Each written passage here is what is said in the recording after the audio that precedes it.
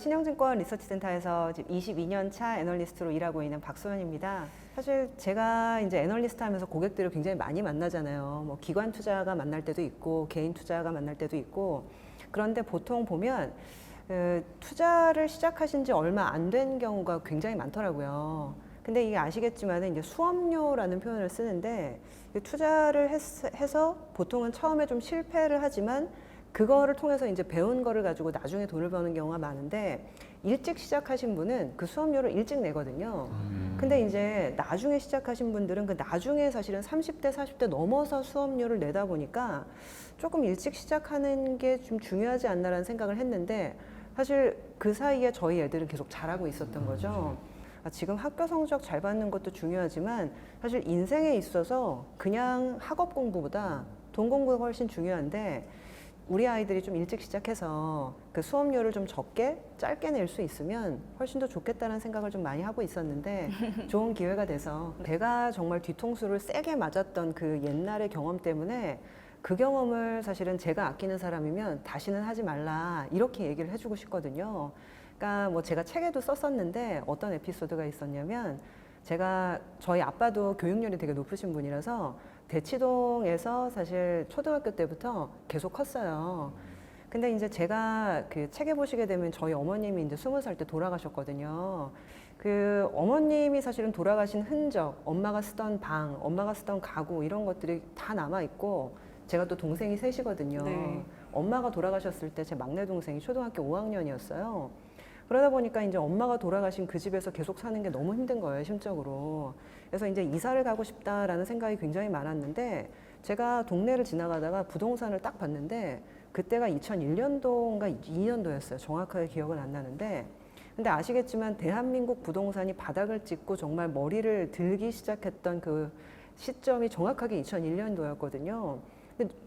근데 저는 그때 경제 공부를 하나도 하지 않은 상황이기 때문에, 제가 항상 기억했던 우리 집의 아파트 가격은 2억 7천에서 3억 정도였거든요.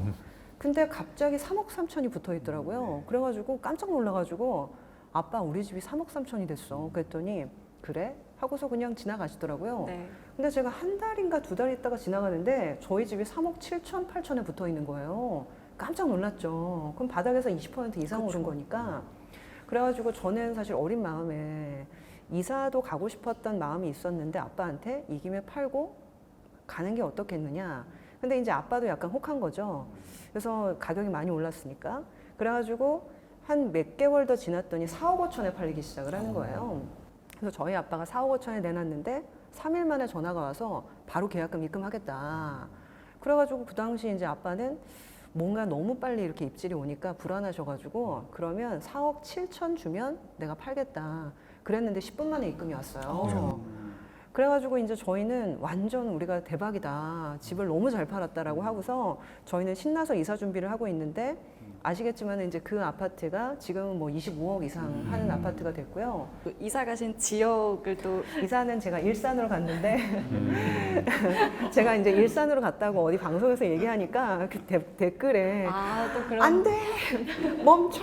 막 이런 댓글이 엄청 있더라고요. 사실 일산으로 가니까 넓은 평수에 굉장히 편안하게 살았어요. 그리고 정서적으로도 굉장히 안정이 되고, 근데 신문을 보면서 시세표를 확인할 때마다 왠지 서로에게 미안한 마음이 드는 거죠. 그때 제가 아빠한테 집이 올랐다라는 그 사실을 얘기하지 않았다면, 그 증시 격언에 추세는 달나라까지 간다, 그런 얘기가 있어요. 그래서 이제 추세가 한번 가기 시작하면은 어디까지 갈지 알 수가 없다, 뭐 그런 얘기인데요. 사실 저는 그때 뼈저리게 느꼈던 거죠. 그러니까 한번 사실은 가격이 움직이기 시작을 하고 시장이 움직이기 시작을 하면 상상도 못하는 지점까지 갈 수 있다라는 것들을 제가 그때 처음 깨달은 거예요. 그래서 내가 경제 공부나 내지는 환율이나 금리나 여러 가지 이런 재반 변수들을 미리 공부했었다면 실수를 하지 않고 그때 좀 더 견딜 수 있지 않았을까. 일반적으로는 이런 경험을 하신 분들이 경제 공부를 열심히 하세요. 근데 이러한 뒤통수를 맞는 경험을 안 하고도 공부를 하는 게 가장 좋은 거거든요. 그래서 저는 사실 뭐 여러 가지 이제 돈 공부가 중요하다, 여러 가지 계기가 있어야 된다, 뭐 이런 얘기를 하지만은 저처럼 뒤통수를 맞는 경험을 하시기 전에 돈 공부를 하시는 게 가장 바람직하다. 그럼 세 분의 말씀을 종합해 보면 일단 일찍 시작하는 게 좋은 것 같긴 해요. 네. 그래서 세 분께서는 그러면 각 이 자녀분들께 뭐 동공부 좀 일찍부터 좀 가르치셨는지요? 근데 어찌 보면 사실은 고등학교가 어른 되기 전에 마지막으로 교과서로 경제를 처음 접할 수 있는 첫 시기거든요. 그래서 저는 기왕이면 고등학교 정도 되면 신문 사설이나 신문을 읽고 이해할 수 있는 능력이 생기기도 하고 어찌 보면 경제 공부하면 시험도 잘 볼 수 있습니다. 네, 수능 점수에도 도움이 될 수 있고 네. 그래서 저는 사실 저희 아이가 이제 고1인데 내년도 이제 과목을 결정해야 되는 시기인데 경제를 하길 바라면서 제가 아침마다 출근하기 전에 밥을 차려놓고 그 식탁이 있으면 왼쪽에다가 신문을 이제 헤드라인별로 이렇게 해가지고 놓고 나오거든요. 아, 근데 저는 당연히 경제를 선택하는 게 어떻겠니? 근데 절대 안 한다는 거예요. 일단 표점도 안 좋고 어렵기 때문에 내가 점수 잘 받을 자신이 없다.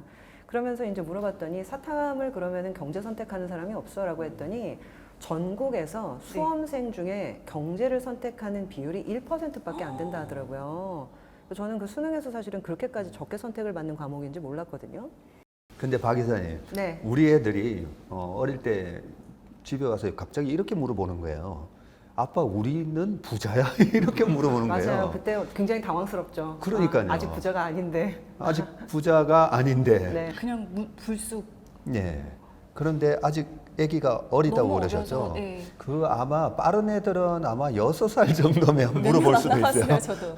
저도 정말 똑같은 당황스러운 경험이 있는데 저희 애가 초등학교 5학년 때인가 불쑥 와가지고 엄마 우리는 은수저 정도는 되는 거야? 이렇게 물어보더라고요. 와. 그러니까 이제 그 학교에서 그런 애들이 뭐 우리는 금수저야, 은수저야, 동수저야, 너는 흙수저야 이러면서 그런 얘기들을 한 것 같더라고요. 결국에 이게 부자라는 개념을 아이들이 이렇게 순위를 세우는 거거든요.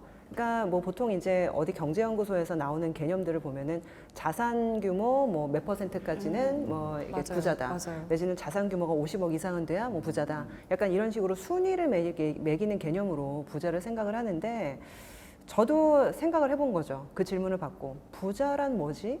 근데 저는 그런 생각이 좀 들더라고요.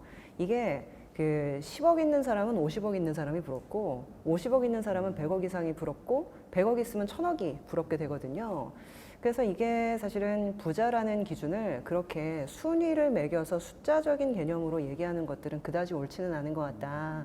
저는 그래서 이 부자가 된다라는 거는 내가 자유를 얻는 개념이라고 생각을 해요. 예를 들면 제가 일하기 싫을 때는 좀 쉴 수 있는 자유. 그리고 제가 월급 200만 원 받지만 나는 내가 하고 싶은 일을 할 수 있는 자유.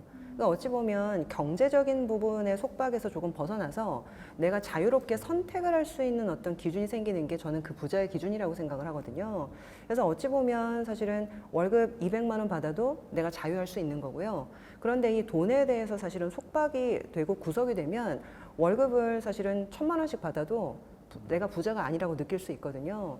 그래서 저는 저희 아이들한테 돈을 사실은 많이 모으고 불리는 것도 중요하지만은 그러한 마음가짐 자체가 훨씬 더 중요하다. 저는 그런 생각을 좀 했었어요.